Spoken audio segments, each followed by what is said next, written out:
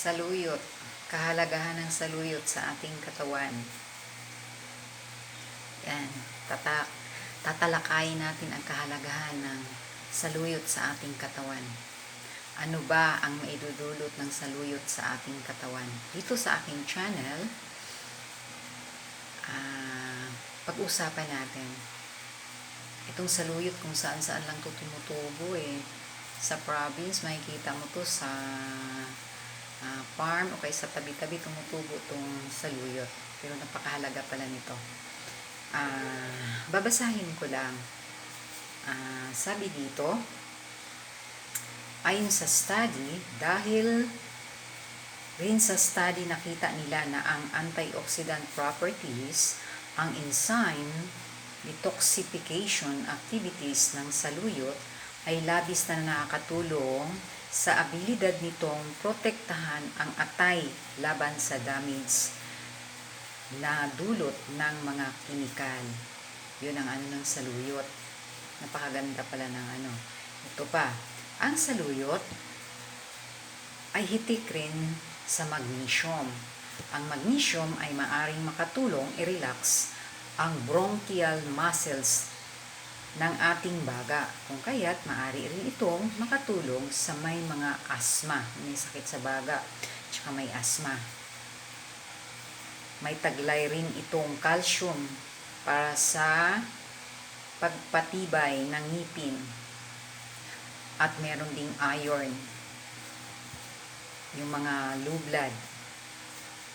Kung kaya't nakakatulong itong ibsan ang fatigue at restless leg syndrome.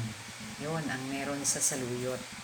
Kaya ako siya tinatakil dito sa aking channel kasi malaking tulong ang saluyot na dapat natin itong malaman.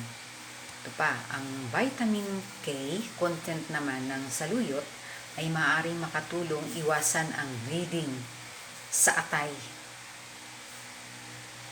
poor nutrient absorption at damage na dulot ng long-term use of antibiotics or aspirin. Ang high fiber content ng saluyot ay nakakatulong sa ating digestion, sa pag-regulate ng blood sugar at pag-manage ng ating appetite. Kahit kunti lamang ang calories ng fiber, kung kaya't hindi tayo mabilis magutom kapag high fiber diet. Sa ganitong aspeto, makakatulong rin ang saluyot kung gusto natin magbawas ng timbang. Pag medyo chubby ka na, pwede ang saluyot.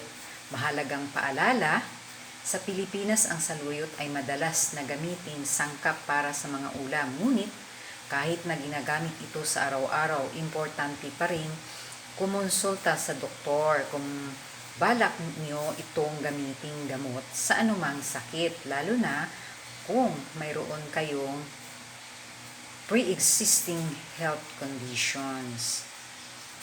Sabi dito, safe ba ang saluyot? Ang saluyot ay safe na kainin dahil tulad ng nasabi kanina, pangkaraniwan na itong sangkap sa mga pagkaing Pilipino. Safe rin ito sa nagbubuntis o nagpapasuso, pero napakahalaga pa rin kumonsulta sa iyong doktor bago ito gamitin bilang gamot. Ugaliing tanungin ang iyong doktor bago sumubok ng anumang herbal medicine. Yan. Napakaganda ng benepisyo ng saluyot. Yan. Ito yung saluyot. Nagkala to sa palengke ang saluyot. Kaya bumili tayo. Kaya bumili ako ng saluyot. Napakaganda pala ng nito, benepisyo. Kumain tayo ng saluyot. Dati hindi talaga ako masyado kumakain ng saluyot kasi alam mo naman ang saluyot medyo siya, kaya ayun, maganda pala ang benepisyo. ayon sa studies. Kaya isinishare ko sa inyo yung aking nalalaman.